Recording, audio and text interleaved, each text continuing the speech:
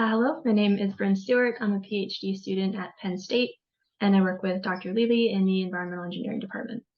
You collaborate with a lot of other people as well, as evidenced by your name listed in the AGU schedule, of which several papers and presentations are connected with you. And that's one of the things I wanted to ask you about first.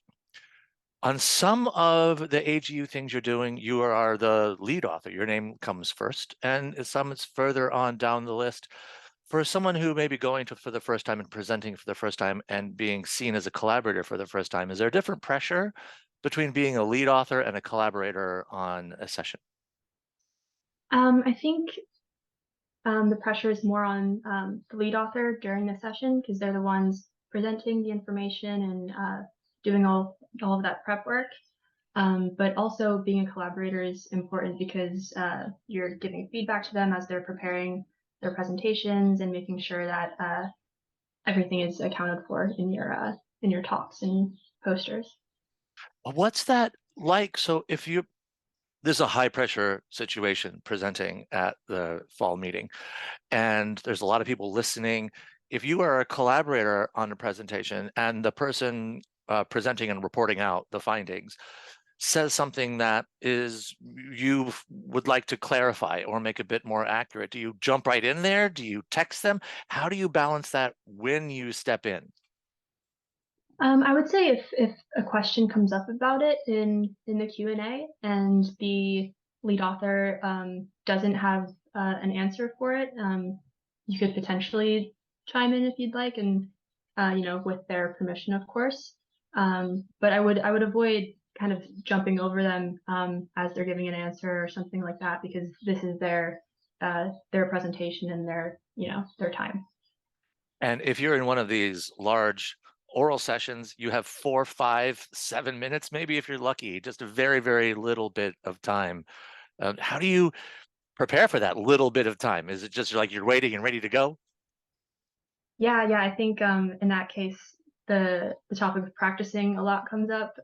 Definitely making sure that you have everything that you know that you're going to say and you can fit it in the time that's allotted to you. Definitely something to be mindful of. And in terms of that as well, like anytime you go over, you're taking time away from somebody after you. So avoiding that is really important. On the flip side, you attend sessions and you go and listen as an audience member in one of these sessions. And if someone is presenting for the first time, what would you say as an audience member you would want them to present to you? Hardcore facts, some of the discussion elements, the next steps. What things do you want to hear when you attend a session? Yeah, I think I'm always the most interested in what's typically presented first and last in a talk. So the kind of background and the importance of the study, why they're asking the questions that they're asking, and then whatever research they've done to answer those questions and their kind of conclusions or key findings, I think are always really important to highlight to give the key takeaway messages. And then how do you, because there is a Q&A, as you mentioned, how do you avoid that? This is more of a comment than a question. What sort of questions can really help move the discussion forward versus just like, I agree with that, or I found something different? Like what are good questions to ask, would you say? I think to that, kind of what their next steps might be if there's some kind of either shortcoming in their initial findings or something that they brought up that they want to explore further. Kind of going off of that conversation and trying to delve into what could be done next to um, further their research is a nice direction to head in. We'll talk about planning a schedule. There's a lot to see during those 5 days, a lot, a lot. Do you pre-plan and really build out a calendar, or is it like on the morning, or like, what do I feel like seeing today, or what did I see someone yesterday and I'm going to follow that through today? How do you plan your days? I think what I typically do is before the meeting actually starts, I'll look through all the sessions that I'm super interested in attending, make sure I have them kind of on my schedule or calendar, and make sure that I have the ability to attend them all.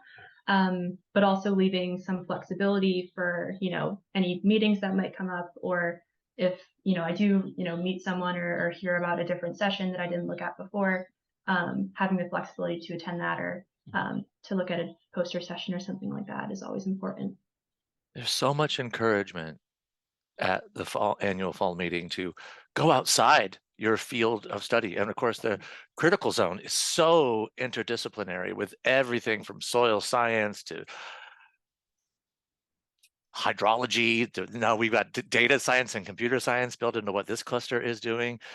How do you break the cycle of just going to the people that you know and the things that you know?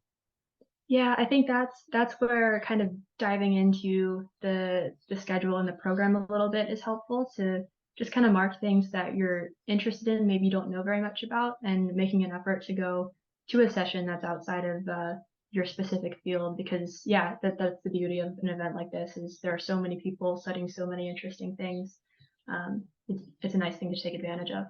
And the schedule online, you can search, like you could put almost any search term in there. So it might be something like if you are interested in a particular field, put that in there, that you can find a whole bunch of stuff that you might be able to go to. How do you find the search function helpful? Is that what you use to build your schedule?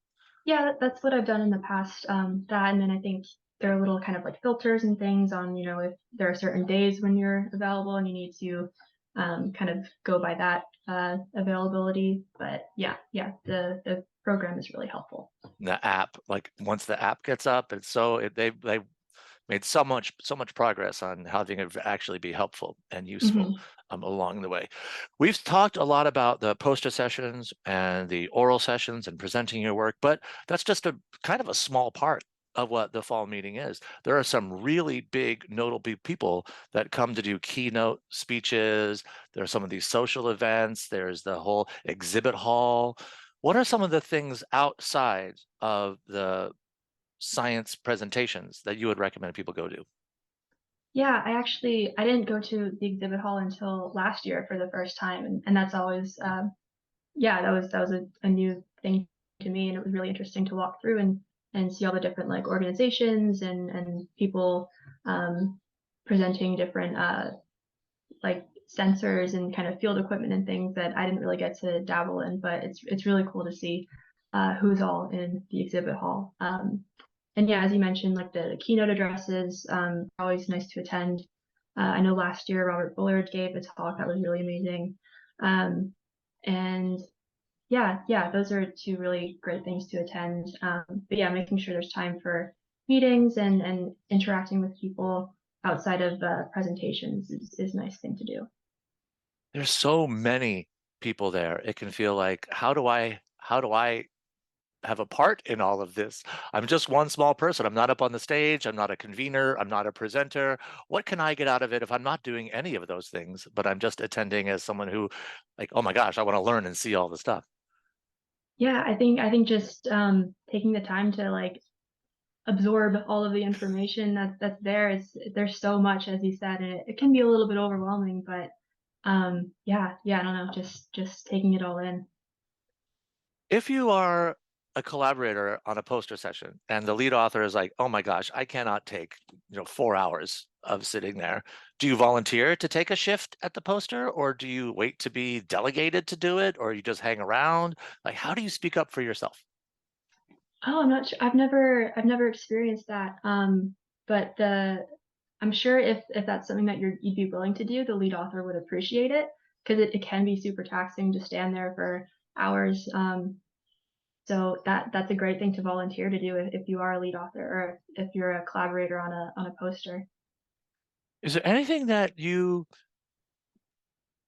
didn't understand really, the overwhelming nature of it your first year, that you're like, this is what I'm going to do next time, and then you've really sharpened that up, and now you've got your whole routine down of how you approach the fall meeting? What sort of big lessons have you learned that you wish someone had told you?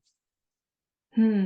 Um, I think kind of as an audience member, going into the poster hall for the first time can be super overwhelming because there are so many people, so many sessions going on at once, and I think just making sure that you know what what session you're trying to look for beforehand is helpful because they have specific numbers for the posters to look at, and then just being really forthcoming about interacting with people and asking them about their research, because that can be an awkward thing to do your first time in a poster hall.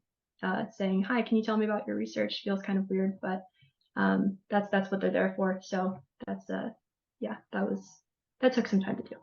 It does feel very weird to be like, I'm coming out of my comfort zone to approach you, and then the interaction at a poster, the presenter is there like, do I wait to say something for them to ask? Do I say, do you have any questions? Are they, make sure you look at this part of my cool display that I put together?